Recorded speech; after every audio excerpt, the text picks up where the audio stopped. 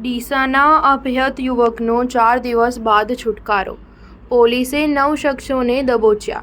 ડીસાની એક સોસાયટીના યુવક યુવતી 8 મહિના અગાઉ ઘરેથી ભાગી ગયા હતા, જેનું મનદુખ રાખી ડીસાની આશાપુરા સોસાયટી ભાગ 2માં રહેતા યુવકનું ડીસા તેમજ વડગામ તાલુકાના મજદારના શખ્સોએ રવિવારે ડીસાથી અપહરણ કર્યું હતું, જેને પોલીસે છોડાવી 9 શખ્સોને ઝડપી કાયદેસરની કાર્યવાહી હાથ ધરી હતી. ડીસાની એક સોસાયટીમાંથી યુવક યુવતી 8 માસ અગાઉ ઘરેથી ભાગી ગયા હતા.